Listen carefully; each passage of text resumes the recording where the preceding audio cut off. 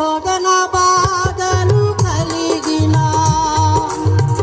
సంతోషముగా సహించేదని. రెండోసారి కలిసి పాడదాం. ఆమేన్ ఆమేన్. శోధన బాధలు కలిగిన సంతోషముగా సహించేదని. శాశ్వత జీవము కొరకే